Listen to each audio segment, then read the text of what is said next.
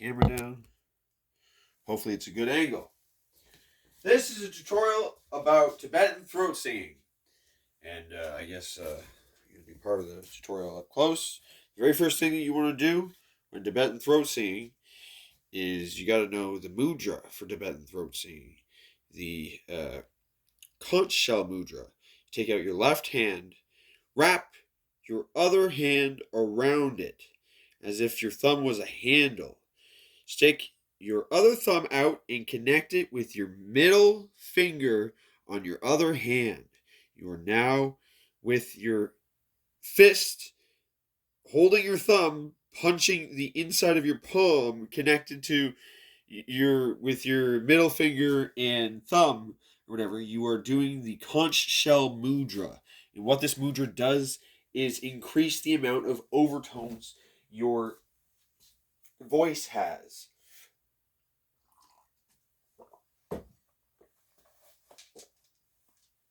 Another thing that can help is lapis lazuli. It is the rock that opens up your throat chakra. But that's not important. Lapis lazuli will not help as much as conch shell.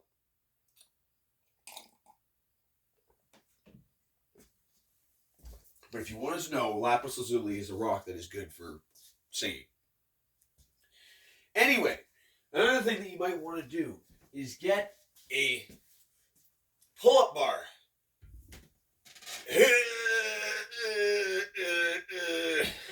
Yep. If you wanted to know, I can do 4 girl push-ups in a row. That's a lot better than what I used to do, which was 3 a month ago in my dreams. Anyway, what you want to do is do push-up and pull-up exercises for 90-second intervals, and then take breaks for 45-second intervals. And the reason for this is because this raises your total testosterone level. There are many things that you can do to raise your total testosterone level, but the important thing is that your bass overtones are connected to how much testosterone, if you're a dude, how much testosterone is in your body, and mostly in your brain or whatever. Anyway,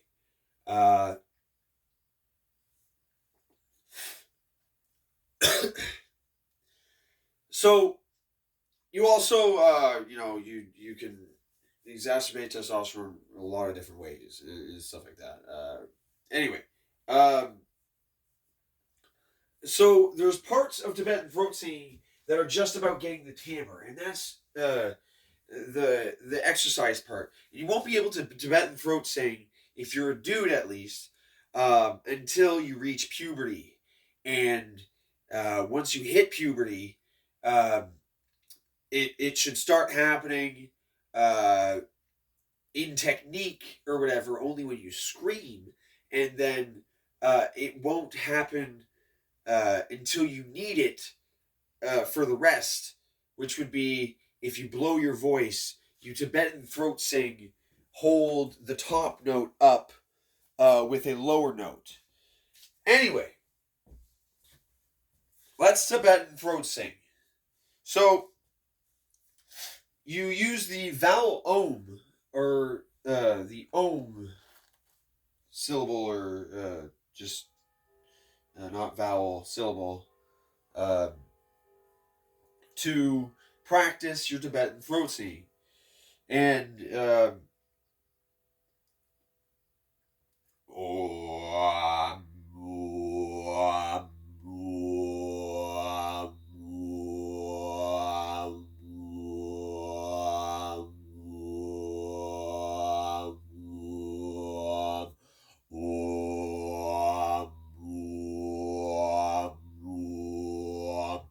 that is mouth Tibetan throat singing, and it's only in the mouth, and it is not actual Tibetan throat singing, but it is a precursor for you to understand the physics. However, you have more applicable skill range with actual Tibetan throat singing in your throat. And Tibetan throat singing in your throat is done by flexing the throat at the base and uh, using operatic styles breathing conservation to produce negative energy within the body by constricting the body around your cavities to create pressure outward pressure from your insides, and uh, doing this will uh, increase the amount of volume and uh, range that your Tibetan throat singing can produce.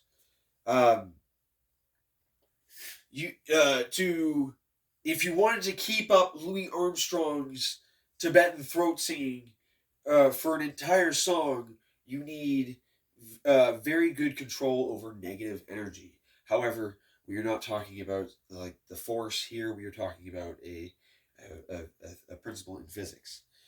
Okay, so.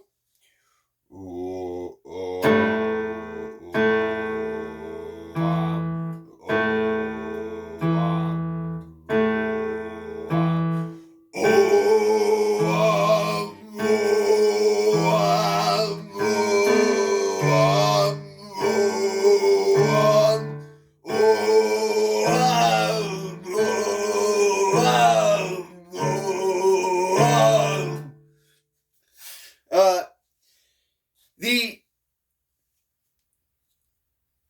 With operatic style, you use the resonators of your body to bounce frequencies off of the roof of your skull. And it's important for you to know that the A is um, right here on your head. And you're aiming for another note, either D or E, when you're basically starting or whatever, which A is right here, D is right here, and E is right here. So you're bringing two reverberations, and you can honestly go from D to E or whatever, or A to D to E or whatever on each syllable. But what you want to do is the point of saying Om or whatever is producing positive blood flow within the brain and regulating blood flow within the brain. That is the actual uh, uh, medicine behind the enlightenment syllable. Um, it's important to know that uh, you can hurt yourself, but by Tibetan throat singing in many ways. You see me, or you didn't see me. I have a cup here of water, and Tibetan throat singing takes a lot of hydration from your body. You're producing two notes at the same time.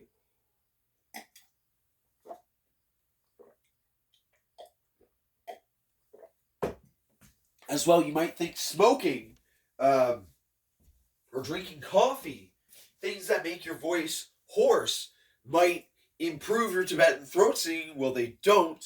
They just improve your chances of needing Tibetan throat singing by blowing your voice. Um, And how do you blow your voice? You strain it too hard when you are dehydrated. So your hydration levels have a direct relation to whether your Tibetan throat singing practice will throw your voice out or whatever. And there is a way to get rid of nodes on your voice as long as they are, I don't know, like a month old or something. I've never gotten rid of nodes past 2 weeks or whatever. I don't know if it's possible. My range has shrank since I was a child, but I think that most of that has to do with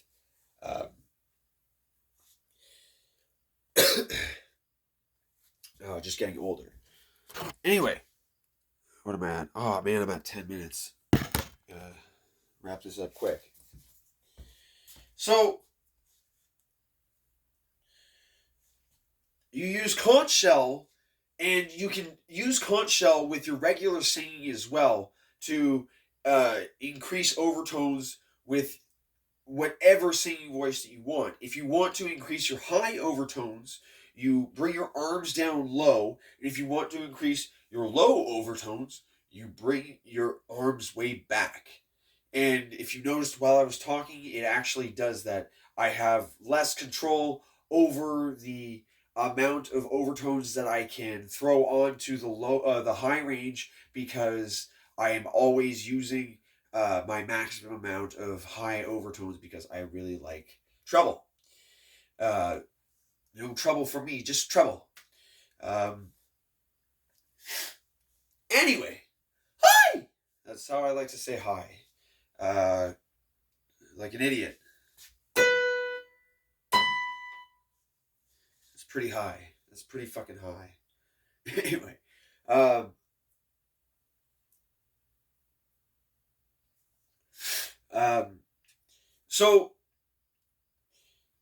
if I'm singing a high part, like a Kurt Cobain Tibetan throat singing, I would try and curve my back backwards. Inhale before you curve your spine or whatever. All spine uh, inflections. Uh, whenever you collapse your spine like this, exhale. Whenever you inhale, extend your spine. Spine extensions, you inhale. Spine reductions or curves, you or not curves, collapses, or chest collapses or whatever, you exhale. Um, that's the physics of using your spine. Anyway, what's that song that I used to sing? I don't know. I'm not going to do any Kurt Cobain Tibetan throat singing. I am not 19 anymore. Kurt Cobain apparently lost his ability to sing like Kurt Cobain or whatever, or at least that was a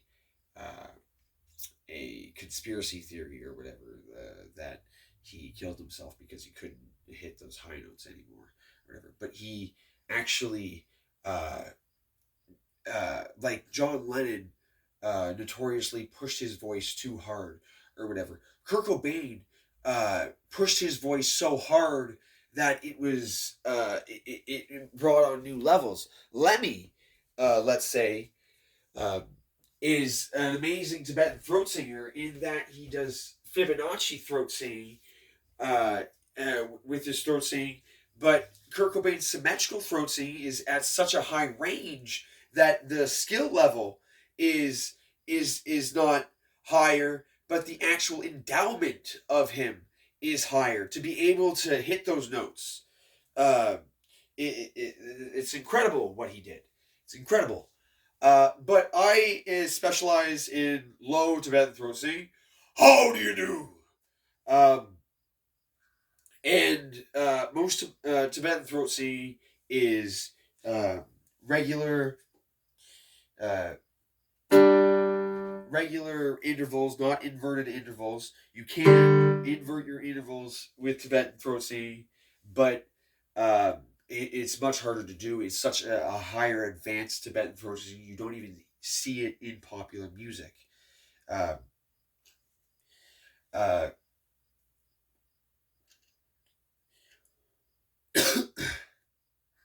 so Tibetan throat singing is symmetrical, is mostly symmetrical unless you are doing thirds or whatever. Thirds, you don't have to choose your right third. Your whether it's a a Dorian or minor or Aeolian note will automatically make your brain choose a minor interval, and when it's a major interval or a Ionian, uh, Mixolydian or Lydian interval, your brain will automatically choose a major third. Um, you don't have to worry about that. However, when you're doing fifths or whatever, unless you choose to sing a flat 5 interval Tibetan throat singing, you will not hit a Locrian flat 5. It's as soon as you go for fifths, you are in the symmetrical throat singing range, and if you are singing in the diminished key, you would be singing symmetrically as well. However, there's not a lot of very advanced Tibetan throat singing in popular music. It's mostly upward symmetrical or thirds or whatever. Like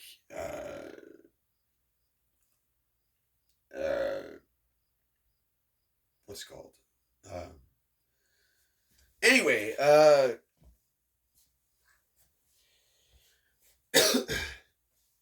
you start on the A.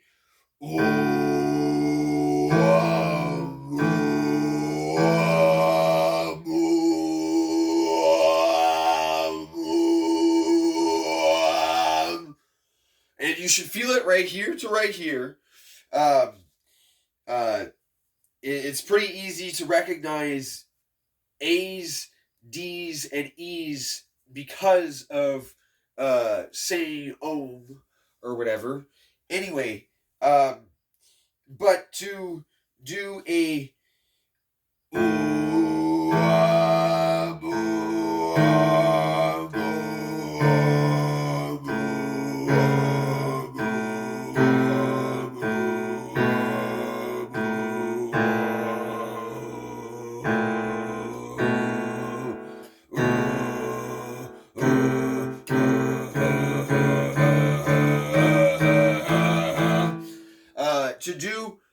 going down, you bring your jaws closer together or whatever, and you tighten up your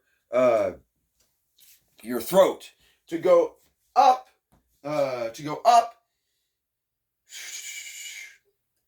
Whoa.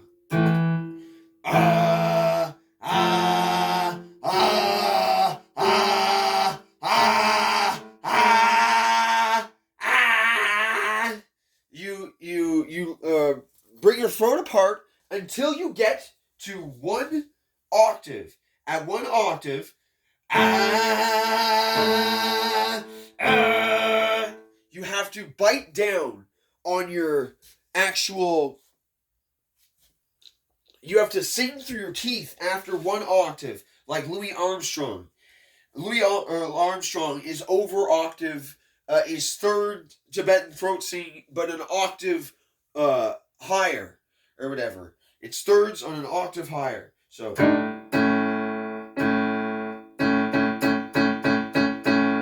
Very beautiful, very beautiful.